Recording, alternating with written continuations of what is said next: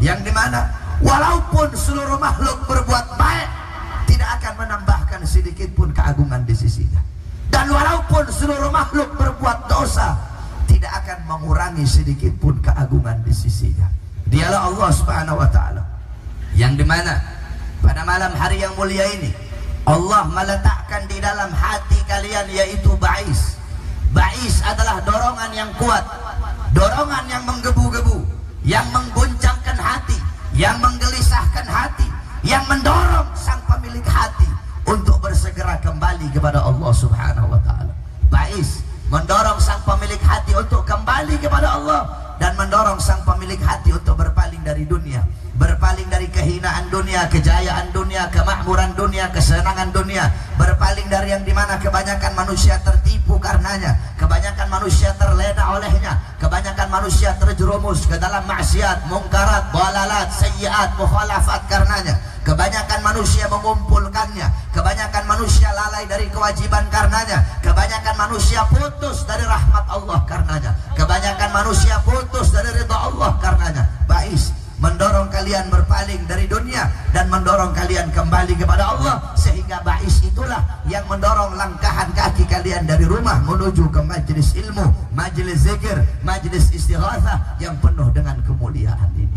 Saudara-saudaraku sekalian yang dimuliakan oleh Allah, saya datang di sini bukan mau ceramah sebenarnya. Ji'na ila hadzal makan linatabarruk bil Habib Alwi Ba'agil. Saya telah datang di ini tempat mau ngambil berkah sama Habib Alwi Ba'agil.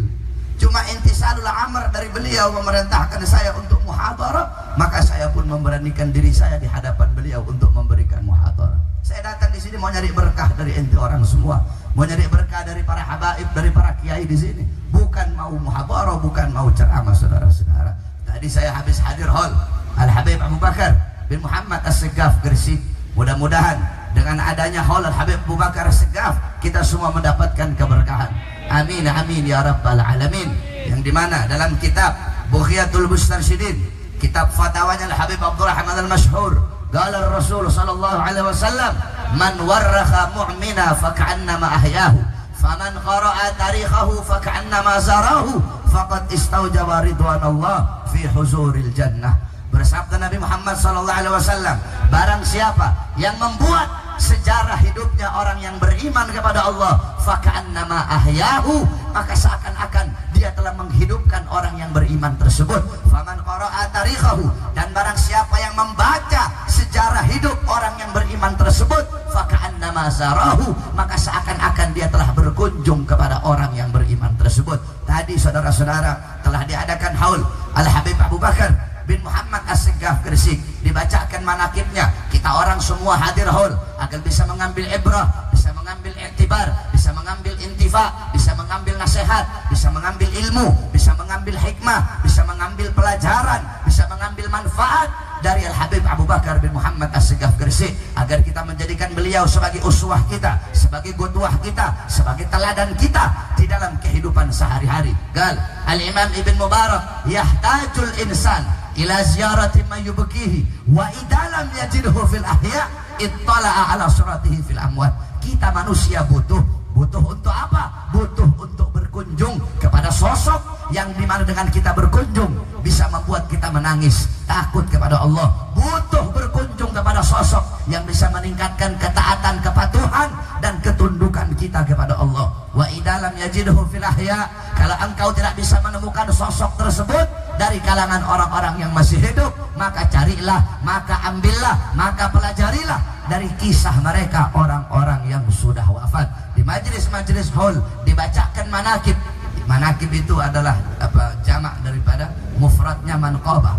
Manqabah itu yakni amsal, yakni kisah hidup orang soleh, teladan-teladan yang baik yang bisa diambil dari orang-orang soleh. Itu manqabah, yang dimana jamaknya adalah manakib, yakni setiap acara haul dibacakan kisah hidup daripada sahibul haul tersebut. Agar apa? Agar menanamkan dalam hati kita keteguhan, ketakwaan kepada Allah Subhanahu wa taala. Gal Al-Habib Ahmad bin Umar bin Smith, aqwamu ahya'in tamutul qulub bi dzikrihim, aqwamu amwatin tahyal qulub bi dzikrihim. Orang-orang yang masih hidup mengingat mereka, menyebut mereka, bisa mematikan kita punya hati. Sedangkan orang-orang yang sudah wafat, orang-orang yang sudah terkubur jasadnya, dengan mengenang mereka, mengenang kisah mereka, akhlak mereka, ilmu mereka, amal mereka, ibadah mereka, waraknya mereka, khaufnya mereka, khasyahnya mereka, syauknya mereka, rajaknya mereka, dengan mengenang mereka, menyebut mereka, bisa menghidupkan kita punya hati. Saudara-saudaraku sekalian yang dimuliakan oleh Allah Subhanahu wa ta'ala, kalian semua duduk di majelis yang penuh dengan keberkahan ini. Kita duduk di ini majelis dalam rangka istighatsah, yakni untuk keselamatan Muslim Rohingya. Istighatsah itu dari kata ghauth, yakni artinya adalah pertolongan. Istighatsah, di sini santri semua pasti sudah tahu. Wazannya istif'alan, yakni istaf'ala yastaf'ilu istif'alan. Berarti kalau istighatsah ditasrif gimana? Istaghatha yastaghithu istighathan, yakni meminta pertolongan dari Allah Subhanahu wa ta'ala. Ada istighatsah, ya, ada istighatsah, ada isti'anah. Para ulama mengatakan bedanya istighatsah dengan isti'anah. Kalau isti'anah memohon pertolongan dalam keadaan umum, yakni umum. Kalau istighatsah memohon pertolongan kepada Allah dalam keadaan sulit, dalam keadaan kepepet, dalam keadaan sukar, dalam keadaan susah. Itu berarti istighatsah. yakni kita memohon kepada Allah Subhanahu wa taala. Tadi dibacakan aurat, dibacakan ahzab, dibacakan artab. Kalian baca tahlil, baca tahmid, baca tasbih, baca takbir, baca tamjid, baca sholawat, rangkaian zikir-zikir wirid, yang dimana itu semua kita mintakan kepada Allah Subhanahu wa taala pertolongan untuk saudara-saudara kita yang sedang dibantai di Myanmar. Mudah-mudahan Allah ampuni segala dosa-dosa kita semua yang beristighatsah, dan Allah Subhanahu wa taala melindungi saudara-saudara kita yang ada di Myanmar. Amin amin ya rabbal alamin. Saudara-saudara, tadi kalian membaca Ratibul Haddad yang dikarang oleh Imam Al-Habib Abdullah bin Alwi Al-Haddad. Di dalam kitab Ghayatul Qasdi wal Murad diceritakan bahwasanya dulu ada seorang sayyid yang bernama Sayyid Ali ibn Ja'far. Setiap malam dia selalu membaca Ratib Haddad dari Imam Al-Habib Abdullah bin Alwi Al-Haddad. Pernah satu malam dia lupa baca Ratib. Ketika dia lupa baca Ratib, tiba-tiba dia bermimpi ada satu orang malaikat datang kepada dia, dan itu malaikat berkata, "Ya Sayyid, aku setiap malam selalu khidmat kepadamu, selalu berbakti kepadamu, selalu meminta pertolongan apa kepada Allah untuk kamu, selalu minta perlindungan kepada Allah untuk kamu. Illa ini malam, kecuali ini malam aku tidak khidmat kepada kamu, aku tidak melayani kamu karena kamu lupa membaca Ratib Al-Haddadnya Al-Imam Al-Habib Abdullah bin Alwi Al-Haddad." Mudah-mudahan dengan dibacakan istighatsah, dengan dibacakan Ratib Al-Haddad, Allah Subhanahu wa taala meringankan seluruh beban-beban saudara-saudara kita yang ada di sana. Saudara-saudara, kehadiran kalian semua yang ada di sini, kehadiran semuanya yang ada di sini, kehadiran kalian semua ini membuktikan bahwasanya kalian juga merasakan apa-apa yang dirasakan oleh saudara-saudara kita yang ada di sana. Sebagaimana dalam hadis, qala Rasul sallallahu alaihi wasallam, "Matsalul mu'min, matsalul mu'min." Kata Rasulullah sallallahu alaihi wasallam, perumpamaan seorang yang beriman, fi tawaddihim wa ta'atufihim wa tarahumihim matsalul jasad. Perumpamaan seorang mukmin di dalam mengasihi, dalam menyayangi, dalam mencintai bagaikan satu jasad. Idza istaka minhu udun tada'a sairul jasad. Apabila satu jasad merasakan sakit, tada'a sairul, idza istaka minhu udun tada'a sairul jasad bisahari wal humma. Apabila ada satu jasad yang tersakiti, apabila ada satu bagian tubuh yang merasakan sakit, maka seluruh anggota tubuhnya akan merasakan panas demam. Itulah perumpamaan seorang mukmin, saudara-saudara. Ada satu mukmin yang tersakiti, maka mukmin-mukmin yang lain akan merasakan rasa sakitnya. Oleh karena itu, saudara-saudara, penderitaan saudara-saudara muslim kita yang ada di Myanmar, penderitaan mereka itu juga adalah penderitaan kita. Luka mereka itu juga adalah luka kita. Siksaan mereka itu juga adalah siksaan kita.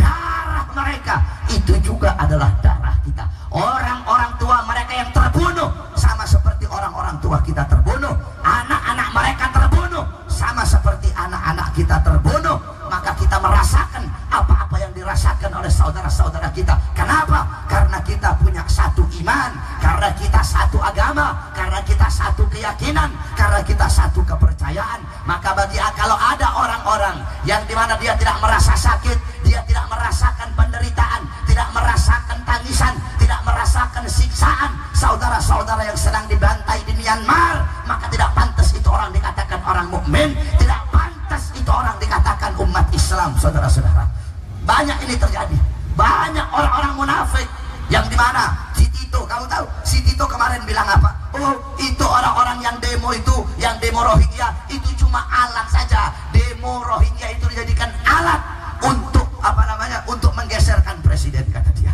Itu demo Rohingya hanya dijadikan alat saja untuk menyudutkan presiden, untuk menggulingkan seorang presiden. Itu orang yang tidak punya iman, itu orang yang tidak punya Islam. Tidak ada kesedihan dalam hatinya, saudara-saudara. Tidak ada kegalauan, tidak ada kegelisahan dalam hatinya ketika melihat saudara-saudaranya dibantai di sana. Oleh karena itu, hadirin sekalian, wajib bagi kita sebagai mukmin untuk membantu saudara-saudara kita dengan apapun. Kamu yang mampu tenaga, kamu yang mampu jasad, kamu punya kekuatan, busyauka wasatwa, punya kekuatan, punya kekuasaan, kamu pergi berangkat ke sana, kamu berjihad di sana, kamu perangi mereka. Qala Rasul, waktu apa? Qala Allah Ta'ala fil Qur'anil Karim, waqtuluhum haitsuma saqiftumuhum wa akhrijukum haitsu min akhrajukum.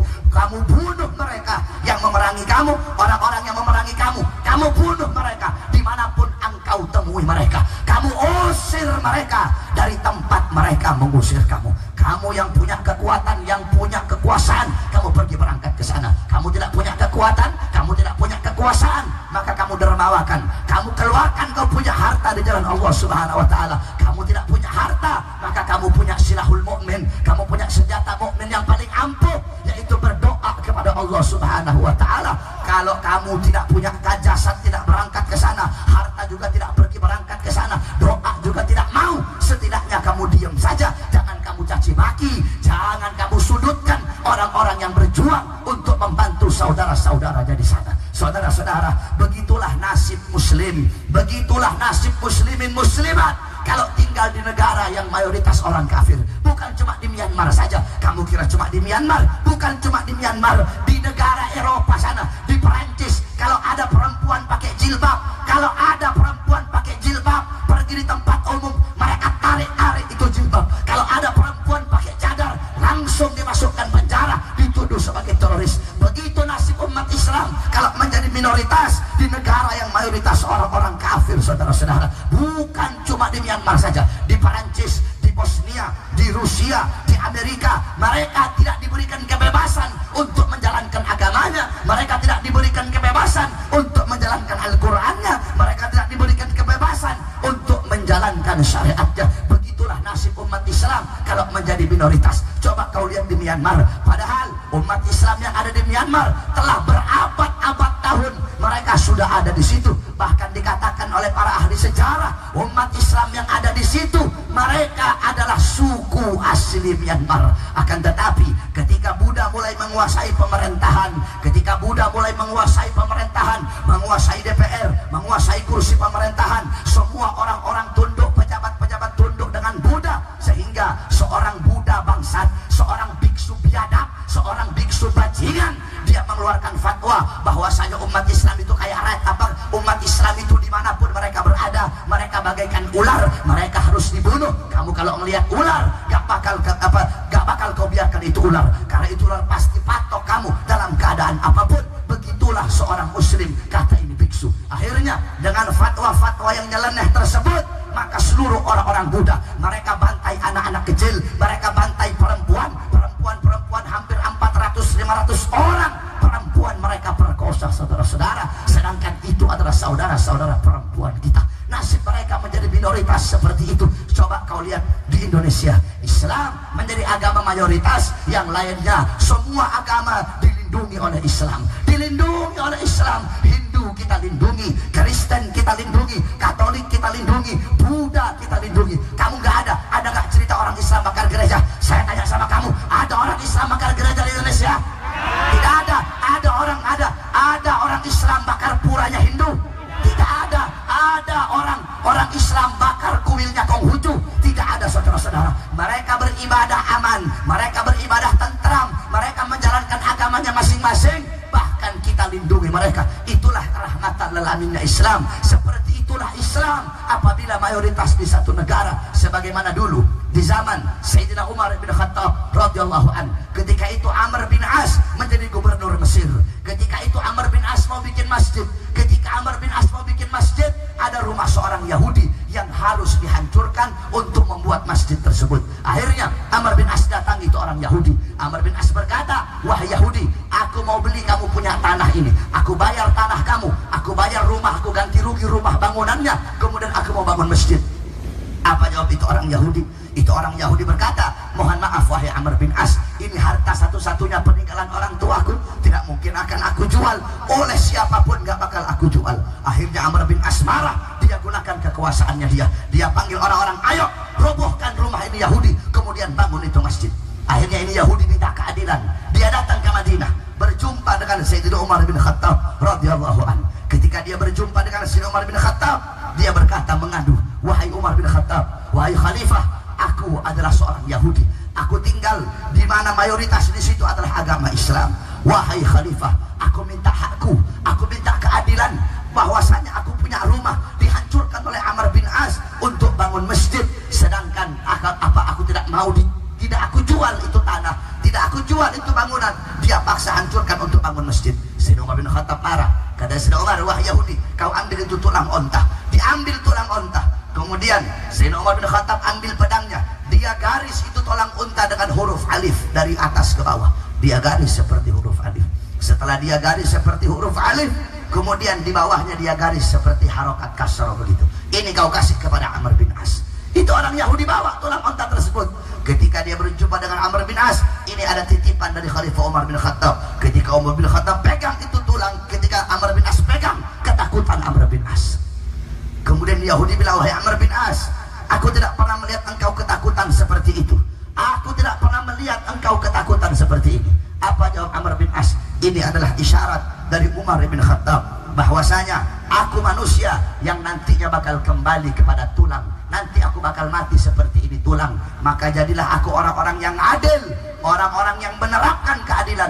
Bagaikan huruf alif, harus tajam di atas, tajam di bawah. Tidak boleh ketika ada seorang muslim yang dimana dia berbuat salah, terus karena aku muslim, terus tidak aku hukum dia. Tidak boleh seperti itu. Aku harus adil, hukum harus ditegakkan seadil-adilnya kepada siapapun. Harus tajam di atas, tajam di bawah. Kalau aku tidak menegakkan hukum tajam di atas, tajam di bawah, maka aku akan bagaikan kasroh tadi, akan dibunuh, akan disembelih aku. Sayyidina Umar bin Khattab tidak akan segan-segan menyembelih aku. Oleh karena itu, wahai Yahudi, aku minta maaf. Kemudian Amr bin As berkata kepada orang-orangnya, "Kamu bongkar lagi ini masjid, bangun lagi rumahnya orang Yahudi." Ini orang Yahudi melihat begitu rahmatan lil alaminnya Islam. Apa kata orang Yahudi? Tidak usah dibongkar. Demi Allah, mulai sekarang aku masuk Islam, aku pun mengucapkan syahadat. Coba saudara-saudara, coba kalian lihat bagaimana kalau Islam menjadi mayoritas, bagaimana kalau Islam menjadi pemimpin di satu negeri yang di situ terdapat juga orang-orang non muslimnya, akan tetapi hak-hak mereka dilindungi oleh Islam. Coba kau lihat di Myanmar sana. Di Myanmar sana, karena mereka ini muslim, saudara-saudara, ditindas saudara-saudara kita. Makanya oleh karena itu saya sampaikan, sekarang kalau mau lihat teroris nggak harus berjenggot, saudara-saudara. Teroris tidak harus berjenggot. Kau lihat teroris-teroris di sana botak-botak, mukanya muka polos, tapi otaknya otak-otak dajjal, saudara-saudara. Mukanya polos-polos, biksu-biksu, polos-polos, tapi otaknya otak-otak bangsat. Mereka berkata, Buddha mengajarkan kasih sayang, Buddha mengajarkan kedamaian, Buddha mengajarkan cinta, Buddha mengajarkan ulas asih. Buddha dari mana mengajarkan ulas asih? Kau bilang Buddha mengajarkan kasih sayang, tetapi yang tidak sefaham dengan engkau, yang tidak seagama dengan engkau bunuh mereka dengan kejam. Saudara-saudara, kita umat Islam tidak pernah mulai duluan. Kita dilarang memerangi orang kafir terlebih dahulu. Sampai-sampai kata Rasul, "Man ada zimmiyan faqad adani." Barang siapa yang memusuhi kafir zimmi, sama seperti dia memusuhiku. Dalam riwayat yang lain, barang siapa yang menyakiti hatinya kafir zimmi, sama sama seperti dia menyakiti hatiku. Tidak boleh, kita tidak pernah diajarkan untuk menyakiti seorang kafir zimmi. Islam tidak pernah cari gara-gara. Akan tetapi jangan coba kau cari gara-gara sama Islam. Jangan coba kau macam-macam dengan Islam. Qala Rasul, mathalul mu'min mathalu sabilatid dahab inna nafakhat 'alaiha ahmarat. Apa kata Nabi Muhammad? Perumpamaan seorang mukmin bagaikan emas, kayak emas. Saudara-saudara, kamu tahu emas? Emas itu indah, emas itu berkilauan, emas itu menawan. Dilihatnya enak, dilihatnya lemah lembut, dilihatnya itu Islam, Masya Allah. Akan tetapi itu emas, kalau kau tiupkan api, kalau ditiupkan api, itu emas akan menjadi merah. Saudara-saudara, begitu juga orang-orang Islam, begitu juga orang-orang mukmin. Jangan kau kira, oh, Islam itu rahmatan lil alamin, terus mendiamkan kezaliman, terus mendiamkan saudaramu dibantai, terus mendiamkan mungkarat, terus mendiamkan kemungkaran. Tidak, saudara-saudara, betul, memang Islam itu rahmatan lil alamin. Akan tetapi jangan coba-coba kau tiupkan api, jangan coba-coba engkau ganggu satu orang muslim. Kalau engkau ganggu satu orang mukmin, engkau ganggu satu orang muslim, seluruh umat Islam akan menjadi merah sebagaimana emas yang ditiupkan api, maka emas itu menjadi merah, saudara-saudara. Oleh karena itu, saudara-saudaraku sekalian yang dimuliakan oleh Allah Subhanahu wa taala, mari kita bantu saudara-saudara kita yang ada di sana. Kamu tidak punya jasad, kamu tidak kuat berangkat ke sana, kamu tidak punya uang, setidaknya kamu berdoa, kau baca hizib, kau baca hizib Nasor, baca hizib Bahar yang digarang oleh Sayyidina Imam Asy-Syaikh bin Hasan Asy-Syadzili. Karena itu adalah Saiful Maslul, itu adalah pedang terhunus, pedang yang telah terhunus, yang siap untuk membantai musuh-musuh Allah Subhanahu wa taala. Dan kemudian saya sampaikan kemarin, saudara-saudara, ketika saya orasi, waktu demo itu, ketika itu di Kedubes Myanmar, ketika itu saya orasi, saya maju ke depan, cuma saya yang pegang mic teriak itu, awas provokator, awas provokasi. Padahal saya mau masuk ke dalam itu, saya mau bakar itu bendera Myanmar. Cuma sayang waktu itu mungkin ada orang yang tidak lihat saya, dia tidak kenal saya, terus tahu-tahu dia teriak, awas awas provokasi, awas awas provokator. Akhirnya saya diamankan oleh laskar ketika itu, laskar amankan saya. Nah, saudara-saudara, saya sampaikan bahwasanya penderitaan mereka tadi adalah penderitaan kita, luka mereka adalah luka kita, derita mereka adalah derita kita, siksa mereka adalah siksa kita. Oleh karena itu, saudara-saudara, saya sampaikan selama azan masih belum bisa berkumandang di tanah Rohingya, maka selama itu bendera Myanmar tidak boleh berkibar di tanah Indonesia, saudara-saudara. Allahu Akbar, Allahu Akbar, Allahu Akbar. Tidak boleh kita biarkan bendera Myanmar. Usir, bakar Kedubes Myanmar. Kalau selama azan masih belum bisa berkumandang, bakar. Nah, kalau di Madura kan nggak ada kedubes. Kalau nggak ada kedubes, kalau lihat yang mata-mata cipit, bahan bakar aja nggak apa-apa, sudah itu. Udah sama-sama saja itu. Lihat orang Cina, bakar aja. Udah wahumahum, kalau kata santri. Oleh karena itu, saudara-saudara, pemerintah tidak boleh diam. Nah, ini nih, pemerintah kalau Islam lambat, ini Jokowi, kalau Islam nanti sudah seminggu dibantai baru kirim. Kalau Perancis dibom siang, sore udah update status Jokowi, pray for Perancis. Siang dibom, sore update statusnya. Rohingya nunggu seminggu dulu, nunggu 1 minggu baru kirim Menteri Luar Negeri, baru kirim logistik, baru kirim bantuan, nunggu seminggu dulu, saudara-saudara. Kalau Perancis tidak, siang Perancis dibom, sore langsung pray for Paris, pray for Perancis. Oleh karena itu, saudara-saudara, teoris tidak harus Islam, sebagaimana yang pemerintah kita ini. Nggak usah pemerintah lain, jangankan pemerintah yang kafir di sana, nggak usah, kejauhan kita mulai pemerintahan kafir. Pemerintahan kita saja, yang mana 90% Islam, 90% Islam, tetapi tetap kalau kita Islam dituduh radikal. Nggak usahlah mereka yang Kristen.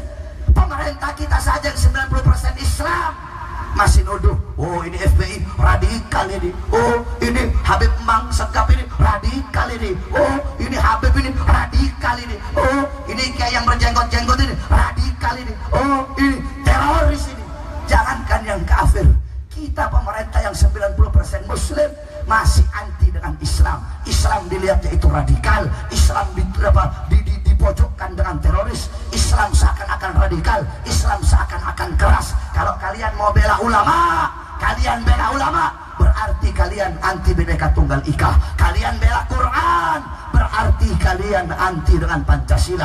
Kalian bela Islam, berarti kalian anti dengan NKRI. Seakan-akan seperti itulah saudara-saudara. Padahal coba engkau lihat, saya tanya sama kamu, Indonesia dijajah oleh Belanda, dijajah oleh Jepang. Saya mau tanya sama kamu, memangnya agama Jepang itu agama Islam? Hah? Emangnya Belanda itu agamanya Islam? Apa agama mereka? Agama mereka non-Islam. Yang menjajah Indonesia bukan orang Islam. Justru yang membuka kemerdekaan Indonesia adalah para pejuang-pejuang Islam. Coba kamu lihat kalimat-kalimat apa yang bergema di langit Indonesia. Kalimat apa, seruan apa, teriakan apa yang terdengar dari mulut-mulut pejuang-pejuang yang memerdekakan bangsa. Bukan kalimat haleluya, bukan kalimat lain-lain, tetapi kalimat Allahu Akbar yang membakar semangat para pejuang sehingga gerbang kemerdekaan Indonesia bisa terbuka, saudara-saudara. Terus kenapa Islam masih dipojokkan? Kenapa Islam dituduh radikal? Kenapa Islam dituduh teroris? Kenapa Islam dituduh intoleran? Amerika menyerang Irak, menyerang Afghanistan, jutaan orang mati, ribuan anak-anak kecil mati. Kenapa kalian tidak tuduh Amerika teroris? Israel menyerang Palestina, ratusan ribu orang-orang wafat. Kenapa kalian tidak tuduh Israel teroris? Rusia menyerang Chechnya, ribuan orang wafat. Kenapa kalian tidak tuduh Rusia teroris? Serbia menyerang Bosnia, jutaan orang wafat. Kenapa Serbia tidak kalian tuduh teroris? Budak-budak Myanmar membantai orang Islam Rohingya. Kenapa mereka tidak kalian tuduh teroris? Kenapa tidak dituduh teroris? Karena mereka bukan Islam, saudara-saudara. Kenapa tidak dituduh teroris? Karena mereka membawa kalimat la ilaha illallah Muhammadur Rasulullah. Kenapa mereka tidak dituduh teroris? Karena mereka bukan Islam. Karena mereka bukan orang yang beriman kepada Allah Subhanahu wa taala. Jadi di Indonesia seperti itu keadaan. Jadi kalau kamu sampai beberapa tahun lalu ada itu masuk di berita nama Ahmad, nama Muhammad, nama Mustafa masuk di bandara, itu diperiksa betul-betul KTP-nya, diperiksa tasnya kalau nama-nama Islam. Tapi kalau namanya Alek, nama Hengki, nama Tommy yang rambutnya ngepang-ngepang, pakai celana sobek-sobek, telinganya bolong segini, nggak diperiksa, langsung masuk, aman, nggak lama periksanya. Tapi kalau yang pakai peci, yang pakai sorban, yang pakai sarung, santri-santri, yang jenggotan, yang nama KTP-nya Ahmad, nama KTP-nya Muhammad, nama KTP-nya Umar, nama KTP-nya Mustafa, awas, hati-hati.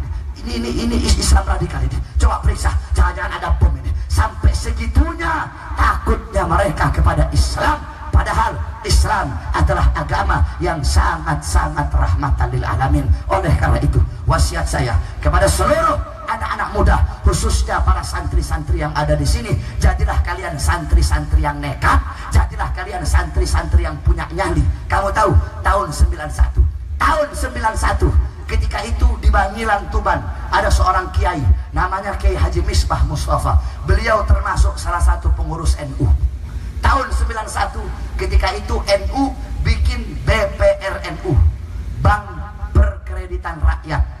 Tahun 91 itu NU bikin BPR, Bank Perkreditan Rakyat NU, dengan hujah, dengan alasan itu untuk meringankan.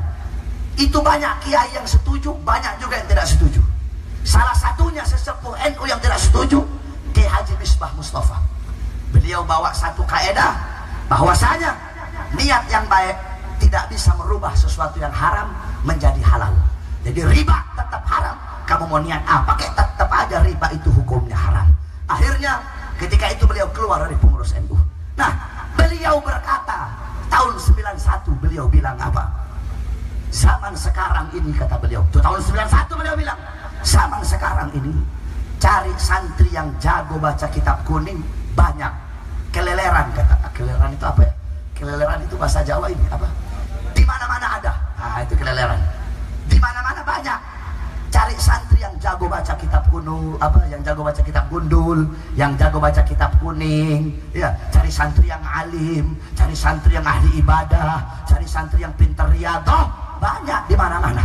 Cari ustadz, cari kiai yang alim, banyak keleleran di mana-mana. Tahun 91 itu. Cari kiai, cari ustadz yang jago baca kitab gundul, banyak. Yang susah apa? Cari santri yang nekat. Yang susah apa? Cari ustadz kiai yang nekat. Yang susah ustadz, kiai, ulama, santri yang nekat, yang punya nyali, yang mengatakan yang hak itu hak, yang batil itu batil. Itu yang susah. Oleh karena itu kalian semua saya wasiatkan, santri-santri yang ada di sini, jadilah kalian santri-santri yang nekat, jadilah kalian santri-santri yang punya nyali. Perjuangkan kebenaran, sampaikan kebenaran walaupun lidah kamu harus dipotong. Sampaikan kebenaran walaupun engkau harus terbunuh olehnya. Saudara-saudara, kamu tahu tidak ada permusuhan antara seseorang dengan kebenaran. Dulu ada seorang syekh dari ulama dari Hanafi, ulama Hanafi, namanya Syekh Ibrahim Al-Manusi.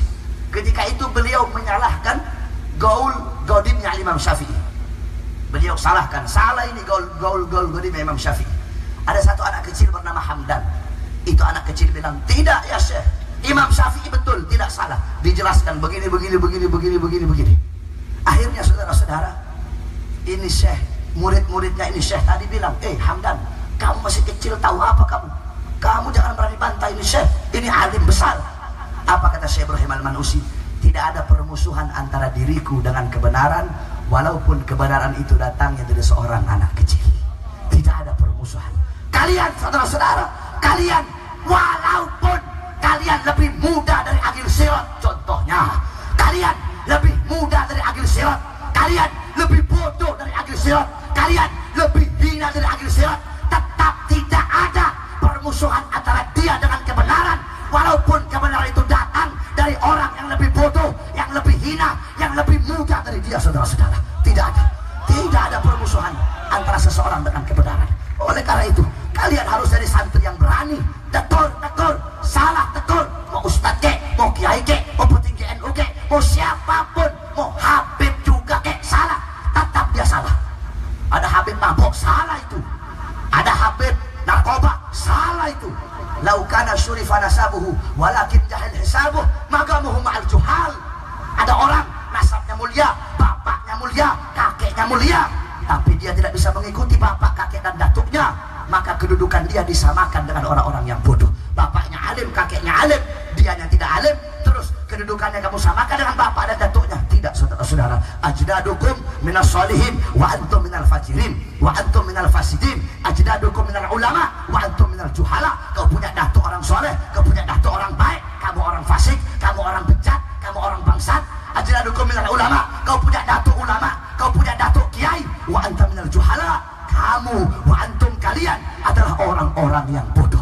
Tidak ada permusuhan seseorang dengan kebenaran, walaupun kebenaran itu datang dari orang yang lebih bodoh, yang lebih miskin, yang lebih susah, yang lebih bodoh daripada dia, tetap wajib dia mengambil kebenaran tersebut. Oleh karena itu, kalian para santri, wajib bagi kalian untuk menyampaikan kebenaran itu, walaupun kalian harus dibenci, walaupun kalian harus dibunuh, walaupun kalian harus mati untuk mempertahankan kebenaran, karena kebenaran akan selalu menang. Saudara-saudara, demi Allah, kebenaran tidak akan pernah kalah. Kebenaran pasti akan menang. Kebenaran pasti akan tampak walaupun di hadapan orang-orang yang buta, karena kebenaran itu bagaikan matahari. Kamu tahu, orang-orang yang kalau udah buta hatinya, orang kalau hatinya buta, dia tidak akan menerima kebenaran, walaupun kebenaran itu sejelas matahari, walaupun kebenaran itu cahayanya kayak matahari, tetap tidak akan bisa dia terima. Adapun matahari, yakni kebenaran, yakni orang yang membawa kebenaran, akan selalu bersinar, akan selalu terang menderang, akan selalu bercahaya walaupun di hadapan orang-orang yang buta, saudara-saudara. Satu contoh, saya kasih perumpamaan kepada kamu. Imam besar kita, Al-Habib Rizik bin Hussein bin Syihab. Saudara-saudara, banyak orang ngomong gini, Bahar bin Smith ini penerusnya Habib Rizik. Kamu, tidak ada yang bisa orang Habib bisa ganti Habib Rizik. Tidak ada, saudara-saudara. Tidak ada yang bisa menggantikan kebenarannya, keberaniannya beliau, kecerdasannya beliau, keintelektualannya beliau, siasatnya beliau. Nggak ada yang bisa gantiin. Saya orang bodoh kayak begini, orang goblok kayak begini, dibilang mau gantiin Habib Rizik. Nggak ada, saudara. Nggak bakal bisa. Tidak bisa menggantikan sosoknya beliau. Saya berharap di sisi Allah Subhanahu wa Ta'ala. Saya, Bahar bin Smith, Bahar bin Ali bin Smith, berharap di sisi Allah derajat saya sama dengan telapak kakinya Habib Rizik. Kenapa? Karena telapak kaki itulah yang telah mempersatukan umat Islam di seluruh Indonesia. Hakikatnya Allah, tetapi melalui perantara beliau, saudara-saudara. Karena telapak kaki itulah yang berdakwah pagi, siang, sore, malam untuk menyampaikan yang benar itu benar dan yang salah itu salah. Nah, saudara-saudara, beliau menyampaikan kebenaran. Beliau ibarat matahari. Adapun orang-orang yang tidak suka dengan beliau, orang-orang yang menfitnah beliau, orang-orang yang menyudutkan beliau, orang-orang yang mencaci maki, kamu tahu, yang paling banyak yang menyudutkan beliau itu pertama dari kalangan pejabat. Siapa Beb? Megawati. Siapa Beb? Jokowi. Siapa Beb? Tito. Siapa Beb?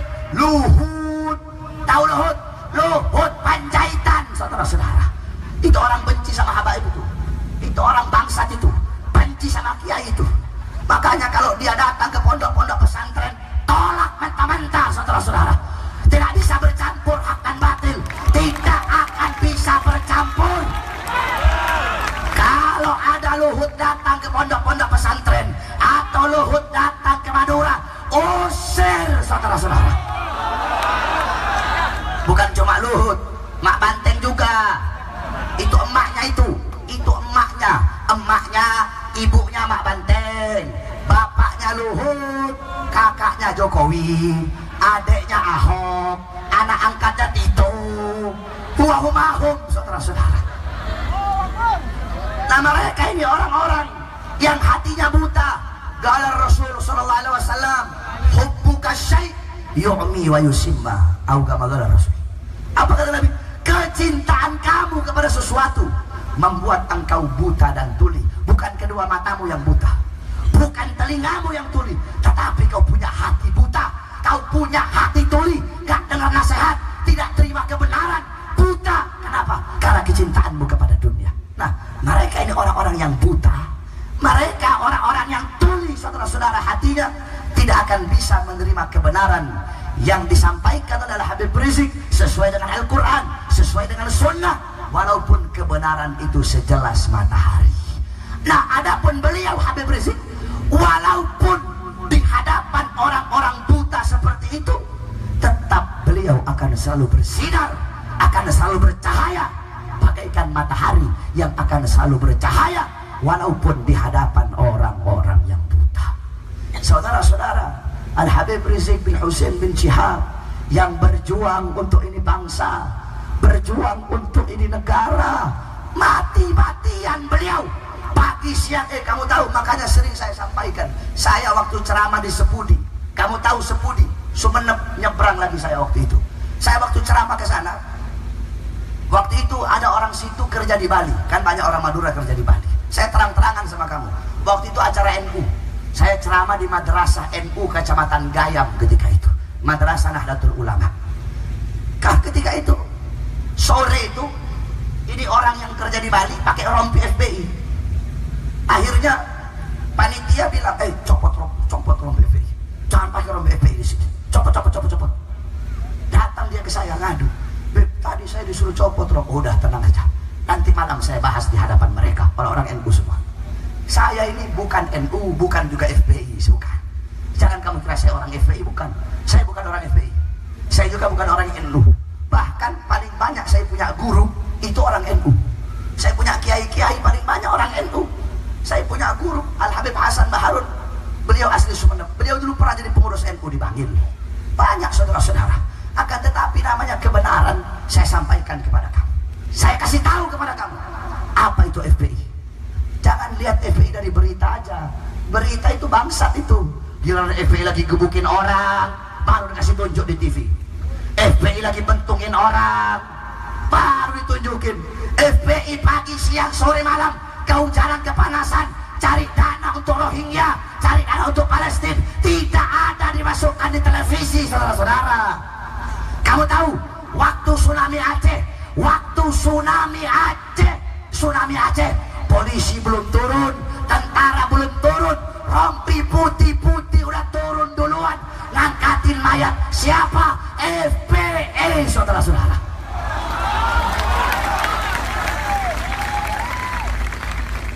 Kamu tahu gempa mana lagi? Gempa Jogja, gempa Padang. Kamu tahu waktu banjir di Jakarta? Waktu banjir di Jakarta, Front Pembela Islam FPI setiap kelurahan RW RT kirim bantuan, bikin posko. Bukan cuma itu, bahkan mudik. Nah, mudik, kamu tahu mudik? Orang Jakarta kalau mudik kan pulang, orang Jakarta pada pulang balik ke Jawa, balik ke Sumatera. Itu FPI bikin pos-pos mudik, saudara-saudara. Sampai segitunya. TV nggak mau nayangin. Sekalipun kalau TV datang, kalau banjir dilihat, itu orang pakai FPI, langsung dimiringin itu kameranya, saudara-saudara. Sehingga apa? Orang-orang yang bodoh, orang-orang yang awam akan ngira, oh FPI ini radikal, FPI ini anarkis. FPI sama dengan NU, sama, nggak ada beda. Akidahnya sama, Asy'ari Maturidi. Mazhabnya sama, Syafi'i. Bahkan kalau kamu mau tahu, nah banyak juga ini habaib, banyak habaib. Tapi kalau sekarang alhamdulillah tidak ada. Dulu aja, dulu waktu awal-awal Habib Rizik itu banyak habaib. Ada Habib yukhalif anil adatil alawi. Ini Habib berlainan dengan sadah Pak Alawi. Pak Alawi itu lembut-lembut, Pak Alawi itu lemah lembut, dakwahnya itu lembut-lembut. Ini Habib satu berlainan. Ada beberapa habaib ngomong ketika itu. Kamu tahu saudara-saudara, Habib Rizik torikohnya apa? Torikohnya Habib Rizik adalah torikoh Pak Alawi. Tohiruha Ghazaliyah wa batinuha Sadiliyah. Tohirnya Ghazali, batinnya Sadili. Emang kamu pikir Habib itu lembut semua apa? Hah? Nggak ada. Kita ini Habib sekarang, Habib sekarang lembut. Saya termasuk lembut saya.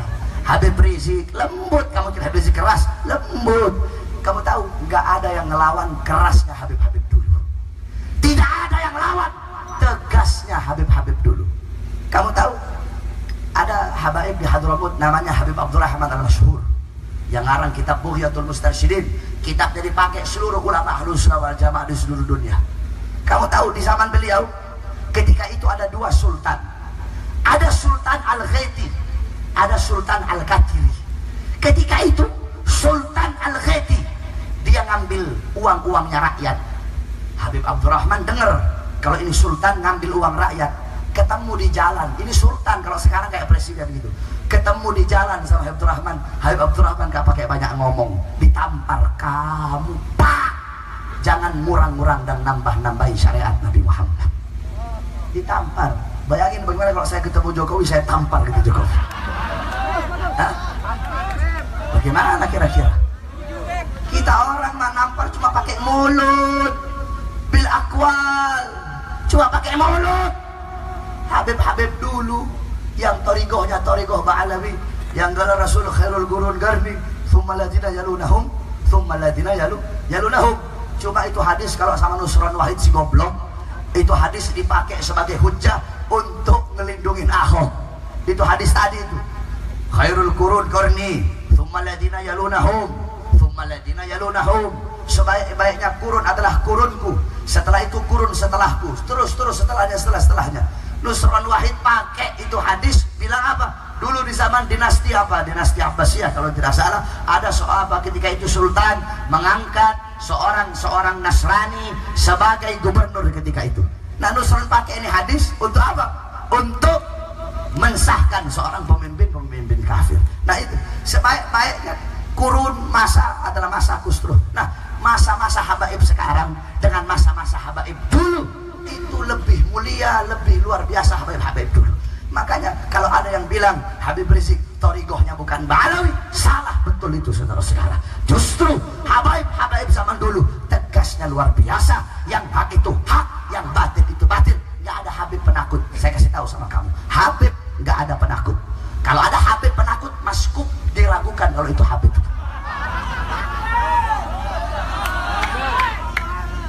Habaib gak ada yang penakut. Darahnya kita, darahnya Sayyidina Ali bin Abi Thalib. Tidak ada takut. Kau pikir Habib Rizik pergi ke Mekah beliau takut? Ya, tidak ada saudara-saudara. Muka-muka kayak Tito kita ketawain saudara-saudara. Apalagi saya, kamu jangan lihat muka saya kayak Hello Kitty gini.